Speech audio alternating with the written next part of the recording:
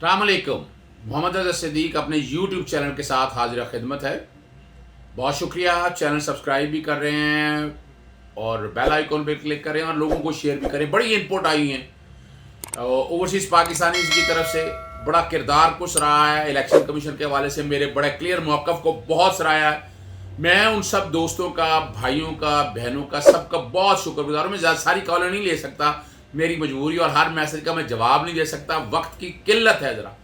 लेकिन अब याद रखिएगा, जो आप चीज़ कहते हैं मैं कोशिश करता हूँ उसको एड्रेस भी करूँ, उसको बात भी करूँ। और उसके हवाले से अभी रिसेंटली आज एक और दरख्वास्त जनाब मलिक मोहम्मद असलम साहब जो कनाडा में हैं, डाई हार्ड पाकिस्तानी हैं, पैट्रियट हैं, बड़ी फिक्र है, उनकी तरफ से इलेक्शन कमीशन को दरख्वास्त लिखी है कि यूसुफ गिलानी का इलेक्शन कलअदम करार दिया जाए और मरियम नवाज साहिबा और यूसुफ गिलानी और अली अदर गिलानी के खिलाफ अंदराज मुकदमा यानी 167 सेक्शन 168 170 के तहत कार्रवाइयाँ शुरू की जाएँ। मैं हर वक्त हाजिर हूँ, बाहर पूरी दुनिया में जो कोई भी चाहता है पाकिस्तानी इस मामले को लेकर चलने के लिए, मैं हर वक्त तैयार हूँ और इस मामला को मैं उठाता रहूँगा। आज की नशिस्त का मसला है, जो मकसद है वो बुनियादी तौर पर सियासत में एक हलचल चल रही है।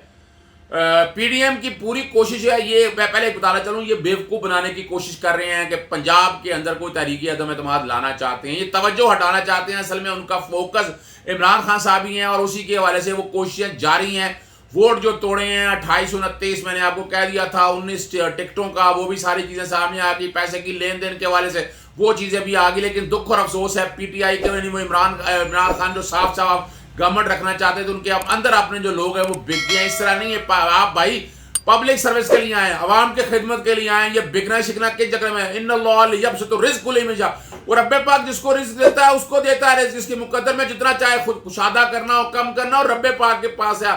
आप इन पैसों के हवाले से मत सोचें, ना परेशान हो। रिज़्क़ राज़िक़ वो ज़ात है, रब की ज़ात पे ट्रस्ट करें और खिदमत करें मुल्क के लिए। जो सियासत है वो एक इबादत की तर्ज के ऊपर है।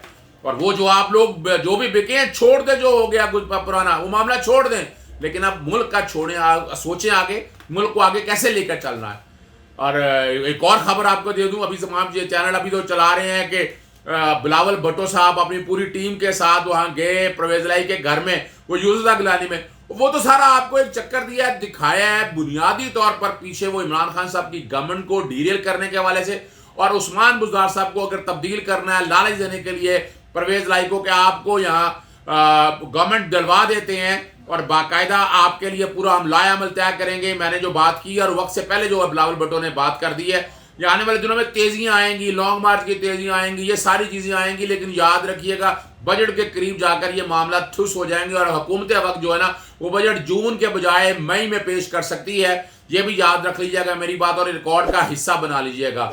परवेज लाई को ने वादे तौर पर रिजर्वेशन दी कि पीएमएलएन के अंदर और पीटीए के अंदर बहुत बड़ा धड़ा है जो नहीं चाहता कि मैं वजीर आला हूँ, बड़ा ताकतवर वजीर आला होगा। बात वही है, जो इल्जाम चले आ रहे हैं, जो बातें हो रही हैं, वो सारी फिर पीटीआई का बयानिया कहाँ चला जाएगा। ये वो सियासत का रुख है जो आपके सामने असल में नहीं आया।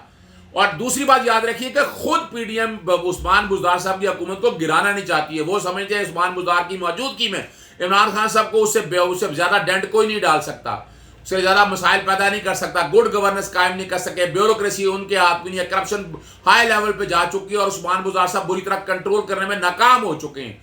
वो जो कुछ भी कर रहे हैं वो अपनी जगह पर मौजूद है, लेकिन उस्मान बुज़दार साहब की गवर्नमेंट को गिराने में इनको फ़ायदा कोई नहीं होना। ये तो बुनियादी तौर पर इमरान खान साहब को सोचना है कि इनकी जगह एक ऐसा बंदा लेके आए जो एडमिनिस्ट्रेटिवली स्ट्रांग हो, जो ब्यूरोक्रेसी को भी नकेल डाल सके। मैं लफ्ज़ नकेल कह रहा हूँ, मुराद है जो साफ लोग हैं, अच्छे लोग हैं, उनको लाएंगे। बाकी जो जिस तरह आपके यहाँ जो मामला चल रहे हैं वो कोई अच्छे मामला चल नहीं रहे हैं। ये सोचना पड़ेगा इमरान खान साहब को। इस कॉन्टेक्स्ट में मैं जिक्र कर चुका हूँ, मैं कई दफ़ा कह चुका हूँ, मेरी नज़र में अलीम खान बहुत अच्छी चॉइस है। बाकी लोग भी, यासर हमायूं साहब अपनी जगह मौजूद है, लेकिन अलीम खान एक अच्छी चॉइस है कि वो कंट्रोल भी कर सकेगा, ब्रिज भी कर सकेगा। ये लेकिन ये फैसला करना है। और मैं एक और बात बताना चलूँ आपको, इस वक्त सबसे ज़्यादा डिफेंड जो गवर्नमेंट को कर रहे हैं वो हमारे गवर्नर उस्मान सरवर साहब कर रहे हैं।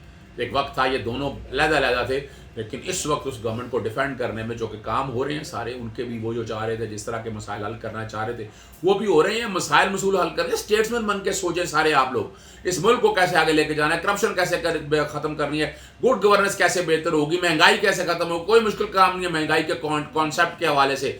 ایک تو آپ کو سوچنا ہے کہ لوکل گورنمنٹ ان پلیس کریں، وہ جا کے ان چیزوں کو دیکھیں، ویجیلنس کمیٹیاں کو لوکل لیول پہ آپ اپنے جو پی ٹی آئی کے جو لوگ ہیں ان کو آگے لے کے آئیں، وہ پوائنٹ آؤٹ کریں اور چیزوں کو آگے لے کے چلیں. وہ ساری چیزوں کو ہم اس طرح لے کے نہیں چل سکے. نہ ذخیرہ دوزی کے خلاف وہ جو پہلے معاملات تھے الجھ گئے ہیں، ان کو ایکٹیویٹ کرنے کی بہت ضرورت ہے. دوسری طرف بات بڑی ہے کہ کیا پاکستان مسلم لیگ نون کے بیانیے کے اندر چودھری پرویز لائی ایکسیپٹیبل ہیں؟ بالکل ایکسیپٹیبل نہیں ہے. اور وہ سمجھتے ہیں کہ ہم چودھری پرویز لائی کے بغیر جو کچھ نہ اس چینج لانا چاہتے ہیں وہ لا سکتے ہیں، اور اس کے لیے وہ کوشش کر رہے ہیں کہ حمزہ نواز شریف کو آگے لے کر آئیں. حمزہ نواز شریف سے بھی ملاقاتیں رکھنے کا مقصد یہی تھا کہ ان کے لیے راستہ پیدا کیا جائے. تو چودھری پرویز لائی کو بھی اندازہ آیا کہ جب حمزہ شریف ہوگا تو ان کی دال نہیں گل سکے گی. یہ بات بھی بڑی کلیئرٹی کے ساتھ موجود ہے ریکارڈ کے اوپر. اور شاہد خاقان عباسی اور باقی سب لوگوں نے کوشش کر کے مفتاح اسماعیل کو ووٹ آخر ٹکٹ دلوا ہی دیا، لیکن مفتاح اسماعیل شاید گراؤنڈ پہ ورک کام نہ کر سکے. وہاں اور بڑے اچھے کینڈیڈیٹ تھے جو فیصل واڈا کی چیز کے مقابلہ کر سکتے تھے، لیکن بڑا مشکل ہے ان کے لیے. کیسے مقابلہ کر سکیں گے؟ ون کین امیجن، ایک آدمی سوچ سکتا ہے کہ یہ اتنا آسان کام نہیں ہے. اب سوچ سمجھ اور پوری توجہ وہ عمران خان صاحب کی طرف ہے. نواز شریف صاحب بالکل پاکستان نہیں آ رہے، یہ بھی خبر غلط ہے، آپ کو دی ہے. وہ ہر وقت رابطے میں رہتے ہیں اسحاق ڈار صاحب، اور وہ پورا رول پلے کر رہے ہیں. یہاں سوچنا پڑے گا کہ اسحاق ڈار صاحب جو بگوڑے ہیں، جو بھاگے ہوئے ہیں، ان کو کیسے کنٹرول کرنا ہے. وہ بڑا ایکٹیو رول پلے کر رہے ہیں اس وقت. وہ چاہے خرید و فروخت، ہارون رشید صاحب نے الیکشن کمیشن کے بارے میں یا کچھ اور لوگوں کے بارے میں ایک عجیب و غریب سی خبر دی تھی، وہ آپ سب نے دیکھ لی ہے. عجیب و غریب کا لفظ نہیں، انہوں نے ایک بڑے ذرائع سے یہ بات کہی ہے، اور اس میں اسحاق ڈار کا اور نواز شریف، اسحاق ڈار کے بیٹے علی ڈار کا ذکر اور حسن اور حسین نواز کے ایکٹیو رول کے کانٹیکس میں چیزوں کا سب کا وہ ذکر کر چکے ہیں. اب وہ کیا ہونا ہے یا کیا نہیں ہونا، سچائی کیا ہے، یہ حالات اور واقعات آپ کے سامنے بتائیں گے. لیکن میں ایک بات کہہ چکا ہوں کہ الیکشن کمیشن اپنا آئینی اور قانونی کردار ادا نہیں کر سکا، اور اس طرح ایکٹیو رول، پرو ایکٹیو رول جو ہے نا پلے نہیں کر سکا جو کرنا چاہیے تھا، جو وقت کی اہم ضرورت ہے، جس کے لیے آگے آنا ہے، جس کے لیے آگے بڑھنا ہے. اور یہ بات بھی کر چکا ہوں، میں پھر دہراتا چلوں کہ اس وقت عمران خان صاحب اپنے ان اگر 16 لوگ ہیں، ویسے تو زیادہ لوگ ہیں، اگر 16 لوگوں کے خلاف اگر مثال کے طور پر کوئی کارروائی کرنا چاہیں تو اس میں بڑی پیچیدگیاں ہیں. ایک تو پارٹی سے نکال سکتے ہیں، ان کو ڈی سیٹ کرنا اتنا آسان کام نہیں ہے.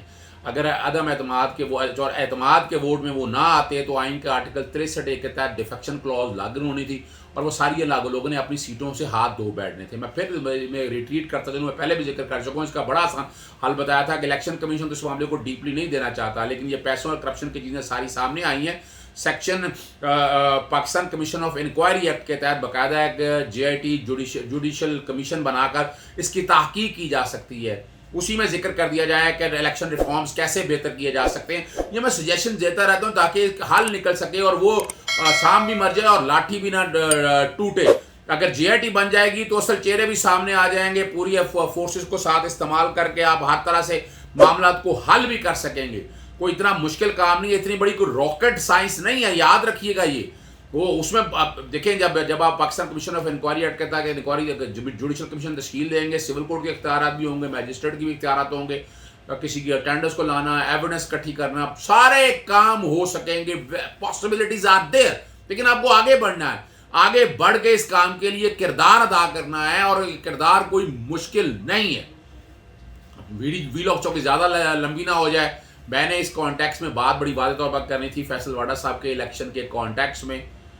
وہ علیحدہ ویلاگ میں ذکر کروں گا. بڑی غلط انفارمیشن پھیلائی جا رہی ہے اس کانٹیکس میں. قانون کیا ہے، وہ فیصلہ جو جسٹس عامر فاروق صاحب نے دیا، وہ کیا ڈسکس کیا، کیا چیزیں کی ہیں، میں اپنے اگلے ویلاگ میں صرف ایک فیصل واڈا کے حوالے سے ضرور بات کروں گا. اور اسی میں جسٹس قاضی فائز عیسیٰ کا جو آج نظر ثانی کا کیس چل رہا ہے سپریم کورٹ کے اندر، اور اس میں ایڈیشنل ایڈوکیٹ اٹارنی جنرل عامر رحمان اپنے دلائل دے رہے ہیں، اس پہ بھی یقیناً میں بات کروں گا. دونوں ایشوز کے اوپر دوبارہ میرا ویلاگ میں آپ انتظار کریے گا.